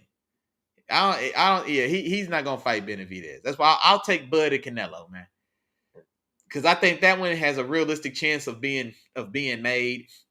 I definitely think that one has a realistic chance of being made. Because Canelo said he wants $200 million to fight David Benavidez. He's crazy as hell. I don't know what type of drugs he got in Mexico, but man, he ain't getting $200 million to fight Benavidez. Now he might get $100 million to fight Bud though. You know what I'm saying? Or close to it. You know what I'm saying? Like that's. Yeah, he knows the way. Yeah. And see, that's another one too, man. Because Benavidez what 6'1". Fight night, he's probably gonna be 190 pounds comfortably. You know what I'm saying? Like Canelo probably rehydrates from 168. He probably rehydrates to, let's say, maybe 180 pounds. If I had to guess, maybe fight night he rehydrates to, let's say, 178, 180. David Benavidez probably rehydrates to about 190, and he's already 6'1". You know what I mean? Like I think that's a I like Benavidez in that fight as well. I do. I like Benavidez in that fight as well.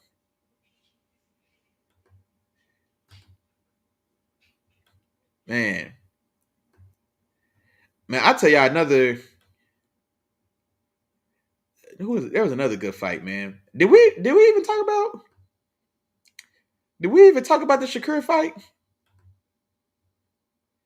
Did anybody have some thoughts on the Shakur fight? I don't know. I know we talked about Shakur, but I don't know if we actually talked about his fight. Y'all watch it? Y'all have some thoughts on that? Real quick, I can give my take on that Shakur fight. I don't know if we actually talked about the actual fight. But definitely didn't run. His last fight against De Los Santos, people accused him of running. You know, it is, it ain't. You know what I mean? It is what it is, but he definitely didn't run in this one. He was more in pocket. He was coming forward. But now the problem was he's mastered the art of making you miss. He's still yet to learn how to make you pay. That's the problem with Shakur. That's the issue. He can make anybody miss. He just can't make you pay yet. And that's what he's got to do. And actually, there was a clip of Roy Jones Jr. in an interview talking about this. And man, I wish I was trying to find a good clip and a way to pull it up for y'all to if y'all didn't hear it. But Roy Jones Jr.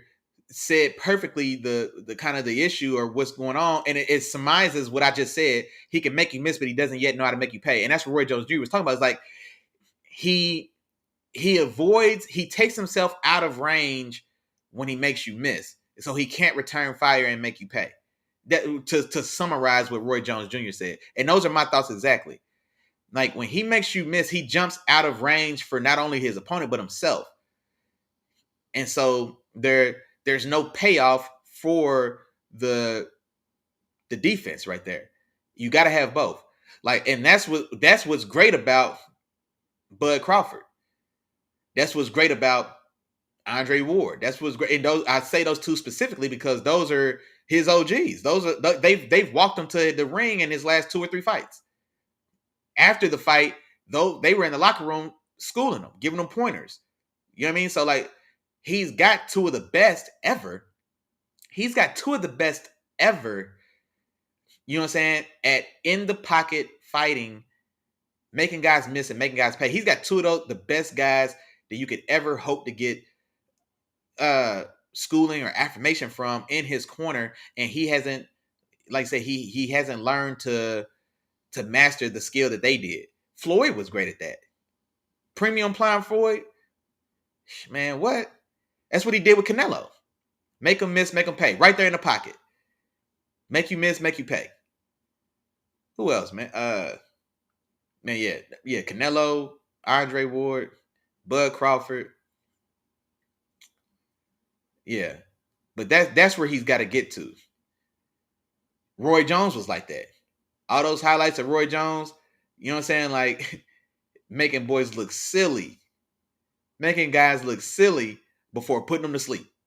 Make them miss, then make them pay. Close the show. And in that fight, he did good work. He did very good work to the body. You could tell the early game plan was to go to the body, wear him down, slow him down, weaken him, soften him up.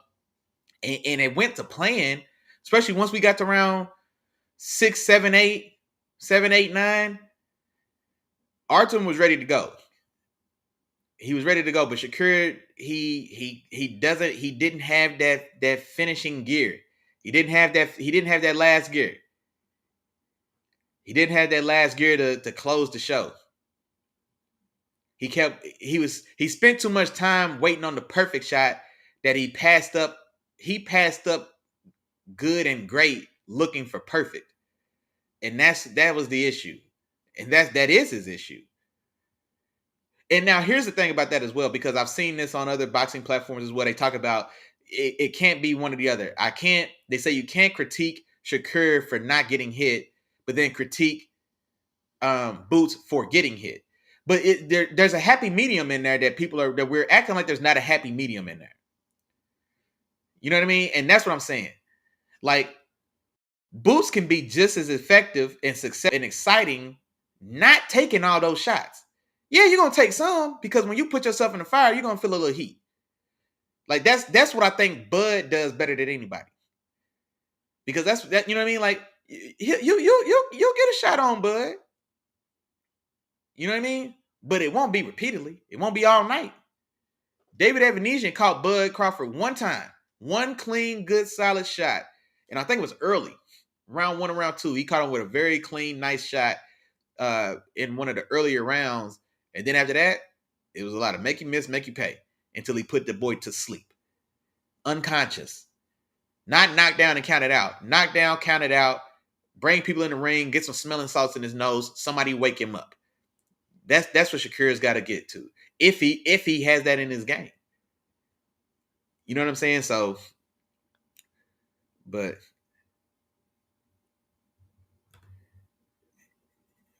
my dog Keandre, what he said. Yeah, but exactly, you gotta let your hands go. And more specifically, Keandre, he told him you forgot your jab. Because Artem started running. Which was, you know what I'm saying, ironic, because Shakur getting all this hate and people criticizing him saying he's a runner. Artem started running. Artem got on his bike. And Shakur was trying to, you know, he was cutting the ring and cutting him off, but he brought his feet and left his hands. And that's what Bud was telling him, let your hands go. And specifically, your jab. You completely forgot about your jab. Like he was looking for one perfect shot. And then he would catch him occasionally with a very nice shot, but you don't have one shot pop power. Like you can't necessarily afford to sacrifice volume for power the way we see Tank. Because Tank throws 30 punches a round, excuse me. You know, 30 punches a round, give or take.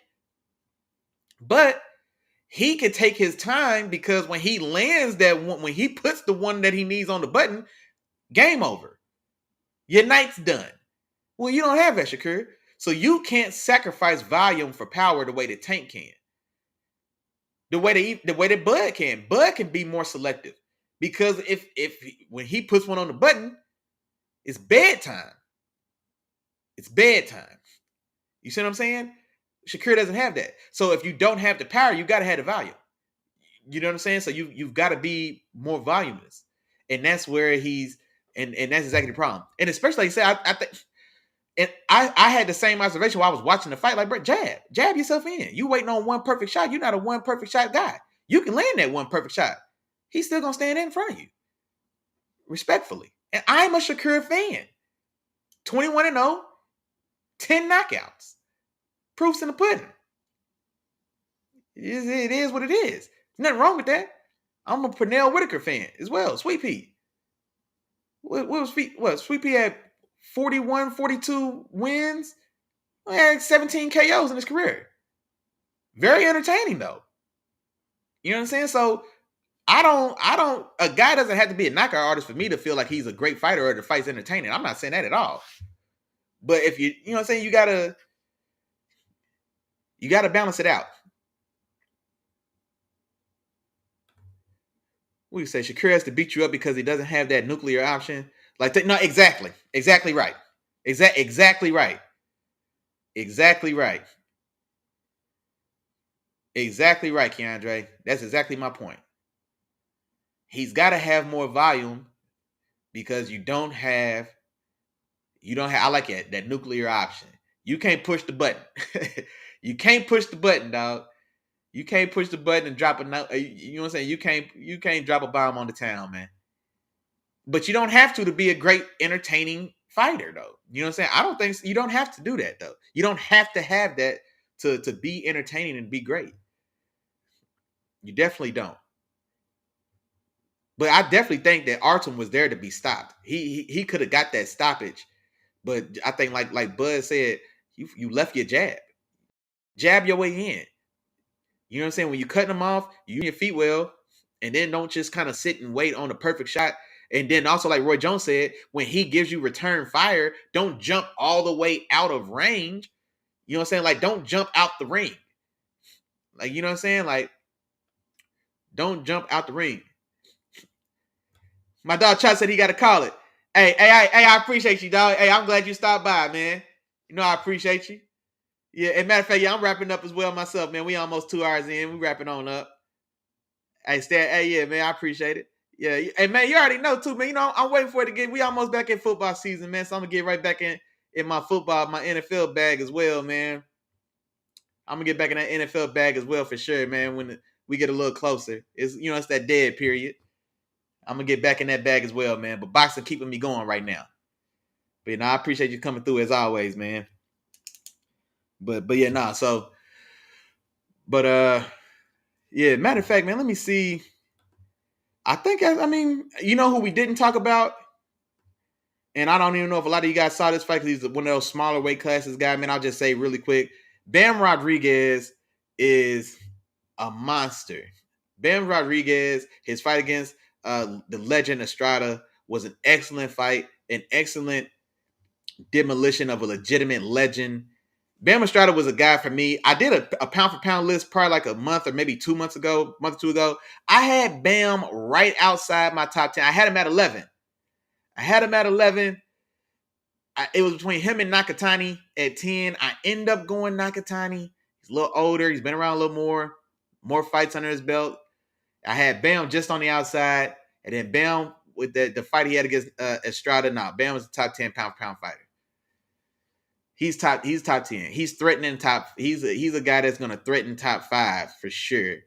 I still haven't. I'm waiting to see what Bud looks like against Madrimov in August, and I'll probably update my pound for pound after that fight. But Bam is definitely gonna be in that list, and he's gonna be closer to 5 than he is to 10 for sure. What Keandre said Floyd had famously brittle hands. Shakur's learned to stay active. Well, yeah, well, and also that was also as he got older, which is why he kind of had to slow down. That's why he had to change tactics because like Pretty Boy was throwing hands. Pretty Boy, man, the way he beat up Diego Corrales, oh my God, the way he beat up Arturo Gatti, my God, talk about one-sided ass whoopings all night. You know what I'm saying? But yeah, his hands, yeah, he definitely had those brittle hands and especially as he started to get older. And then yeah, he had to transition to Money May, and he reinvented himself. The best reinvention of one's persona or whatever that we've ever seen across probably any sport. And not only did he reinvent himself, he quadrupled his value, his monetary value or worth. You know what I'm saying? My dog Karen said NFL is cool with boxing. Hey, yeah. Now those my two, man. NFL and boxing, man. Those are definitely my two, man. So that's why I'm gonna get love to both of them, man. When NFL season gets in here, it's definitely gonna be a lot of NFL talk as well. But yeah, I'm always have something to say when there's a big fight. Well, I'm gonna always watch the fights, and I'm gonna always get in here and chop it up with y'all about these fights as well. But yeah, those is, you know what I'm saying. Those is definitely my two kids, man. I love them both. But yeah, man, we're gonna go ahead and wind it down, man. We about almost 2 hours in. It's almost 9 o'clock. It's about 8:45. But man, hey, appreciate all the love for sure. Appreciate all the love and support. Y'all already know what's going on with that, man. Shout out to everybody that came through and hollered at your dog, man. Shout out to my dog Keandre, man. My dog Chop. My dog Tom came through. The fam band was in the building. Mon Deuce came in the building. Shout out to little sis Kiara was in here as well. Man, and y'all know what's going on, man. Appreciate all the love and support for sure. I know the next major fight, definitely the Bud Crawford fight, August 3rd, man. I cannot wait. We are less than a month away. We got about 3 weeks to see Bud at 154. If you've been watching like training clips and things like that, man, I watch all that stuff like a real boxing junkie. You know what I'm saying? But Bud looks super impressive, looks super imposing. I can't wait to see the fight. I'm doing a little research on Majimov. You know what I mean? Like I've seen some highlights of some fights, but man, I'm gonna go back and watch. I'm gonna probably go back and watch a couple of his fights so I get a better idea of just who he is as a fighter, what he has to offer. You know what I mean? So I definitely want to do that, do my homework on him. But I'm definitely looking for Bud to put on a show, man. Definitely looking for Bud to put on a show. Can't wait to see it. And then y'all know I'll be back to tap in with y'all because we definitely got to talk about that one for sure. And then also, like I was telling my dog Chop, man, NFL season is on the way. NFL season is on the way, and your boy will be talking ball, man. So y'all stay tuned for that. But other than that, man, hey, I appreciate y'all as always. Y'all have fun, be safe, enjoy the rest of y'all night. Peace. Oh wait, man! I almost keep forgetting. I got outro music as well, man. I keep forgetting. I gotta get better about that. But hey, appreciate y'all coming through, hollering at your dog. Y'all stay tuned, man. Tap in, like, share, subscribe, hit the notification bell, man. Tap in with your dog. See, I know when I'm going live. I'm gonna do my best to always try to like send out a blast or an invite and all this type of thing across my social medias. But definitely tap in with your dog, man. Hit that bell so you don't miss nothing. And until next time, peace.